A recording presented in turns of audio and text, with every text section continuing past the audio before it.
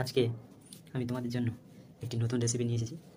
দেখো, এই কলাটি অনেক দিন থেকে ছিল, তো আমি নরম কলা খেতে পারি না বলে, তো এই কলাটি একটু নরম হয়ে এসেছিলো। তাই এই কলা, লঙ্কা, এই আলু এবং বেসন বেসন দিয়ে একটি বড়া করবো।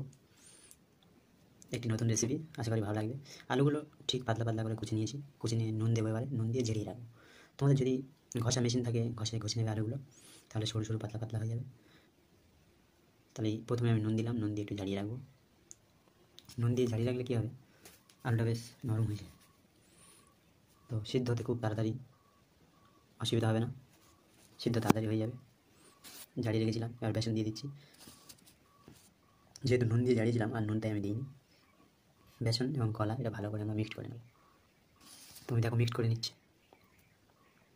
এই মিক্সড করার সময় তোমরা মাঝে মাঝে একটু করে তেল দিয়ে দিও। আর লঙ্কা তোমরা কেমন খাবে সেই পরিমাণ মতো দিয়ে দেবে। আমি একটা দিয়েছি, তোমরা প্রয়োজনে দুটো দিতে পারো, যে একটু লঙ্কা বেশি খাও। একটু গুঁড়ো লঙ্কা দিয়ে দেবে, তাহলে কালার আসবে।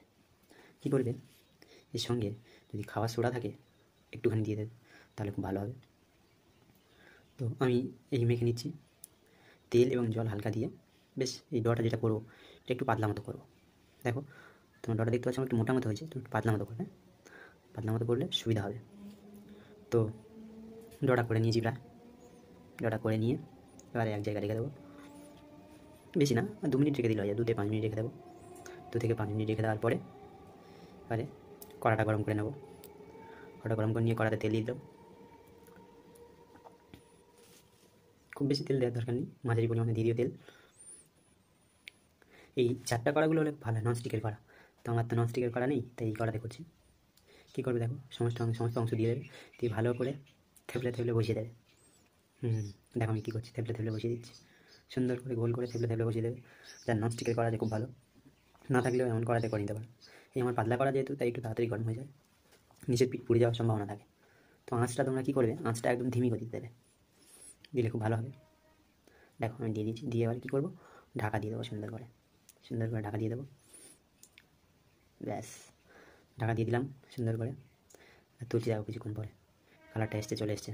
দেখো সুন্দর একটি কালার চলে আসবে, পেলটি দেখেছো, দারুণ একটি কালার আসছে। বেশ, আবার দিয়ে দিলাম, দিয়ে তুলে নিলাম।